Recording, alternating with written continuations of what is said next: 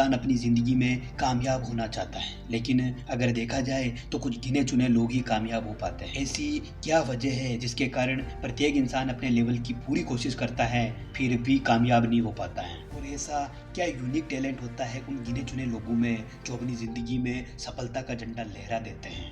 तो दोस्तों, इसका आंसर है जिद्दी बनना। जिद का मतलब छोटे बच्चों की जिद नहीं, बल्कि ऊंचाइयों को छूने की जिद, अपने लक्ष्य को भेदने की जिद, अपने सपनों को हकीकत में बदलने की जिद। जिद का अर्थ है अपनी सारी इच्छा शक्ति को समेटकर अपने टारगेट को पाने के लिए किया गया डिसीजन। और ये डिसीजन इतना पावरफुल होता है कि असंभव दिखने वाला प्रत्येक काम भी इसके आगे संभव हो जाता है।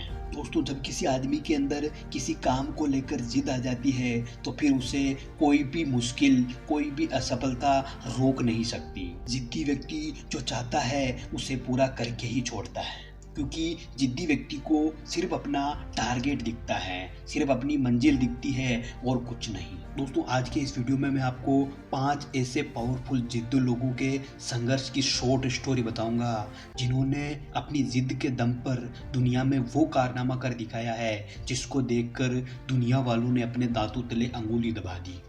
क्योंकि इन लोगों ने अपनी जिद के दम पर जो कामयाबी हासिल की है वो सबको लगता था कि यह संभव ही नहीं है। दोस्तों, इस वीडियो को आप पूरा ज़रूर देखिएगा, क्योंकि यह वीडियो आपको अपनी ज़िंदगी में जिस भी तरह की प्रॉब्लम्स आ रही है उन सब से लड़ने की ताकत देगा। क्योंकि यह वीडियो आपको सोचने पर मजबूर कर देगा कि इन लोगों की ज़िंदगी में जो फेलियर्स आई थी उनके सामने आपकी समस्या कितनी छोटी है। इस वीडियो को ध्यान से देखने के बाद आप अपनी ज़िंदगी में कभी भी हार नहीं मानोगे। बस बने रहिए अंत तक। Let's start. दोस्तों, अगर इंसान अपनी लाइफ में जिद पालना चाहे तो वो किस लेवल तक की जिद पाल सकता है?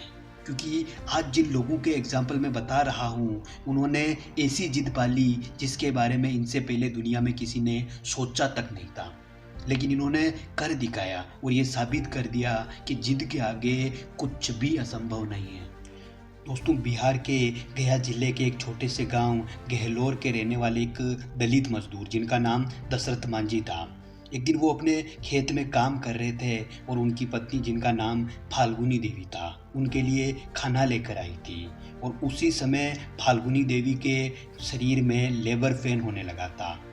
जब उसको डॉक्टर के पास ले गए तो डॉक्टर ने मना कर दिया कि आपने बहुत देरी कर दी है, और वो इस प्रकार अपनी पत्नी को नहीं बचा पाए। दशरथ मांझी ने सोचा कि मुझे इतना घूमकर इसलिए जाना पड़ा क्योंकि बीच में ये पहाड़ आ रहा है। अगर ये पहाड़ नहीं होता तो आज मैं अपनी पत्नी को बचा लेता। दशरथ मांझी को जिद आ गई कि मेरे जैसी घटना किसी और के साथ न हो, इसलिए छेनी हथौड़ा लेकर उस पहाड़ को ही तोड़ना शुरू कर दिया। लेकिन यह अजीब कारनामा देखकर लोग उन्हें पागल और सनकी समझते थे कि कोई अकेला आदमी पहाड़ तोड़ सकता है क्या भला। लेकिन उन्होंने अपनी जिद के आगे किसी की भी नहीं सुनी। वह रोजाना सुबह से शाम तक अपने काम में जुटे रहते थे। उन्होंने ये काम 1960 में शुरू किया और 1982 में, यानी कि 22 साल में वो कर दिखाया जिसके बारे में लोगों ने सोचा भी नहीं था। आखिरकार दशरथ मांझी ने वो पहाड़ काटकर 360 फीट लंबा, 30 फीट चौड़ा और 25 फीट गहरा रास्ता बना ही दिया। उनकी इस मेहनत से बहुत ही घुमावदार पहाड़ी रास्ता जो 55 किलोमीटर तय करना पड़ता था वो गया और गहलोर के बीच में मात्र 15 किलोमीटर का हो गया। दोस्तों, दशरथ मांझी को इस काम के लिए बहुत सारे सम्मानों से नवाजा गया, और यही नहीं, जिनके नाम पर 2016 में भारत के डाक ने डाक टिकट भी जारी किया। दोस्तों, अगला एग्जाम्पल है थॉमस एडिसन का। अपने जीवन काल में 1200 से ज़्यादा आविष्कार करने वाले अमेरिकी वैज्ञानिक थॉमस एडिसन, जिनको अपनी लाइफ में बहुत सारी फेलियर्स का सामना करना पड़ा था, एक ऐसा बच्चा जो दिन रात अपनी कल्पना की दुनिया में खोया रहता था, इसलिए उसको स्कूल से भी निकाल दिया गया था। क्योंकि एडिसन का बहुत ही गरीब परिवार में जन्म हुआ था, इसलिए अपने गुजारे के लिए ट्रेन में अखबार बेचा करते थे। जब बिजली बल्ब का आविष्कार कर रहे थे तब वह सैकड़ों बार फेल हुए थे। लोग उनका मजाक उड़ाते थे और सलाह देते थे कि अब रहने दो, तुम्हारे बस की बात नहीं है। लेकिन एडिसन अपनी जिद पर अड़े रहे और हार नहीं मानी। एडिसन को अपने काम पर, अपने आप पर पूरा विश्वास था कि वो सफल हो जाएंगे, इसलिए उन्होंने अपनी जिद छोड़ी नहीं और आखिरकार बिजली बल्ब का आविष्कार कर ही लिया। और बल्ब की रोशनी से जब पूरी दुनिया जगमगाने लगी तो देखकर लोग दंग रह गए। लोग थॉमस एडिसन को वाह वाह देने लगे। एडिसन अपनी जिद पर नहीं अड़ते और लोगों की बात मान लेते तो आज दुनिया का इतिहास कुछ और ही होता। दोस्तों, अगला एग्जाम्पल है जैक मा। चाइना में जन्मे जैक मा 5वीं क्लास में 2 बार और 8वीं क्लास में 3 बार फेल हुए थे और फिर ग्रेजुएशन करने के लिए अमेरिका गए, लेकिन अमेरिका की हार्वर्ड यूनिवर्सिटी ने जैक मा को एडमिशन देने से भी मना कर दिया। इसके बाद में जैक मा ने लगभग 30 नौकरियों में अप्लाई किया, लेकिन सभी में रिजेक्ट कर दिए गए थे। इसके बाद में उन्होंने KFC में भी अप्लाई किया। उस समय KFC में अप्लाई करने वाले टोटल 25 कैंडिडेट थे, लेकिन उन सभी चॉइस का तो सिलेक्शन हो गया और इस बार भी जैक मा फिर रिजेक्ट हो गए थे। इतनी बार फेल होने के बाद भी और रिजेक्ट होने के बाद भी उन्होंने हिम्मत नहीं हारी और अपने आप को कभी निराश नहीं किया, क्योंकि उन्हें जिद थी कि मैं जीत कर दिखाऊंगा और एक दिन आसमान की बुलंदियों को छू लूंगा। और इसी सकारात्मक सोच के साथ जैक मा ने alibaba.com नामक की एक वेबसाइट की शुरुआत की। आज alibaba.com वेबसाइट पर रोजाना 100 मिलियन से भी ज़्यादा कस्टमर आते हैं। आज अलीबाबा ग्रुप में लगभग 35,000 से भी ज़्यादा वर्कर काम करते हैं और अलीबाबा की मार्केट वैल्यू 231 अरब डॉलर है। और जैक मा आज इतने कामयाब हैं कि जैक मा की पर्सनल संपत्ति भी 1300 अरब रुपए हैं और चाइना के सबसे अमीर व्यक्ति होने का दर्जा भी मिला हुआ है। अब आप सोच सकते हैं कि जैक मा अगर इन छोटी छोटी असफलताओं से हार मान लेते तो आज इतनी बड़ी कामयाबी कहाँ से मिलती। दोस्तों, अगला एग्जाम्पल है विल्मा रुडोल्फ। अमेरिका के टेनेसी प्रांत के गरीब परिवार में जन्मी विल्मा रुडोल्फ को बचपन में ही बहुत ही ज़्यादा संघर्ष करना पड़ा था, क्योंकि विल्मा का जन्म अश्वेत परिवार में हुआ था। इनकी माता घर घर पर जाकर साफ सफाई का काम करती थी और पापा एक कुली थे। दोस्तों, बचपन में एक बार विल्मा के पैरों में जोरदार दर्द हुआ था। जब इन्हें अस्पताल ले जाया गया तो पता चला कि इन्हें पोलियो हो गया है, जिसके कारण अब इन्हें कैलिपर्स के सहारे ही चलना पड़ेगा। डॉक्टर्स ने भी जवाब दे दिया कि अब ये टांगे कभी ठीक नहीं होगी, अब ये जिंदगी में कभी चल ही नहीं पाएगी।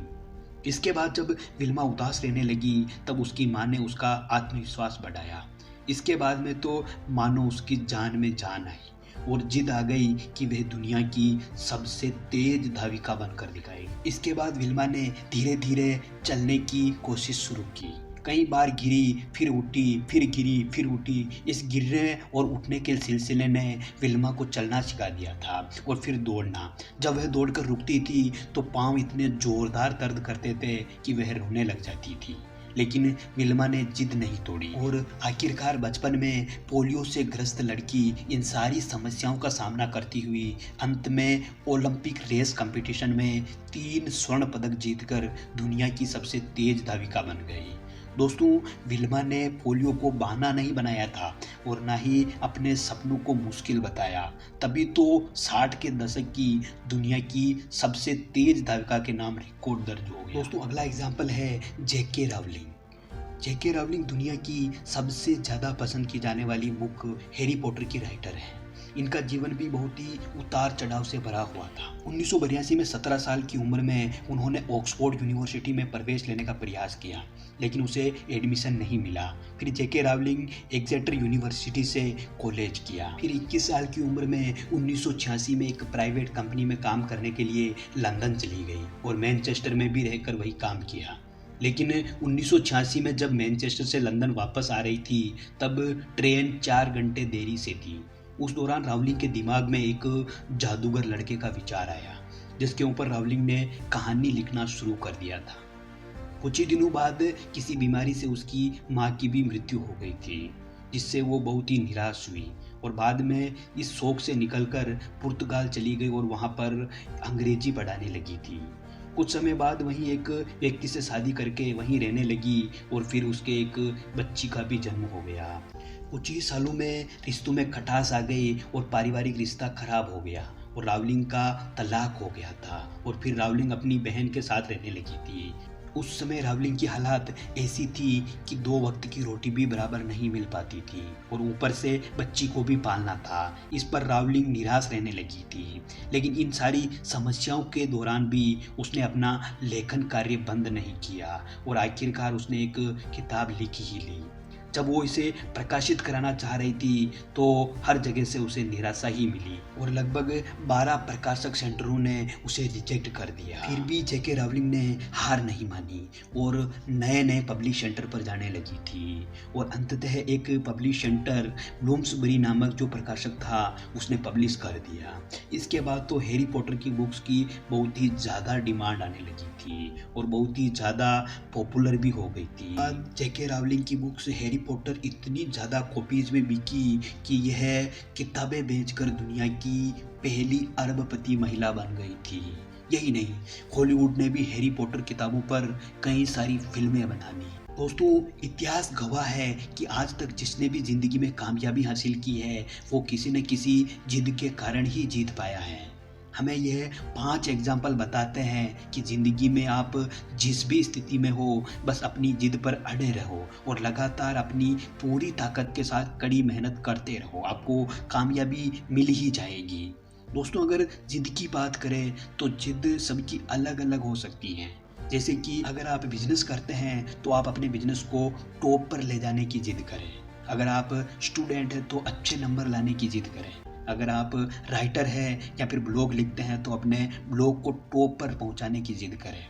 अगर आप खेल पसंद करते हैं तो टॉप खिलाड़ी बनने की जिद रखें। यही नहीं, अगर आप डॉक्टर या फिर इंजीनियर हैं तो आप उसमें भी टॉप बनने की कोशिश करें। दोस्तों, अपनी कामयाबी का एकमात्र कड़वा सत्य ये है कि आपको अपने फील्ड में टॉप पर जाने के लिए जिद तो करनी ही पड़ेगी, आपको जिद्दी तो बनना ही पड़ेगा। हाँ, हो सकता है कि आपको जिद्दी बनने में बहुत सारी समस्याओं का सामना करना पड़ सकता है, लेकिन हमेशा याद रखिए कि आसमान की बुलंदियों को तो तभी छू पाओगे जब आप जिद्दी बनोगे। दोस्तों, आज के लिए बस इतना ही। उम्मीद है ये वीडियो आपको बहुत पसंद आया होगा और इसी प्रकार के पावरफुल मोटिवेशनल वीडियो के लिए चैनल को सब्सक्राइब जरूर कर लीजिएगा ताकि कोई भी नोटिफिकेशन मिस ना हो।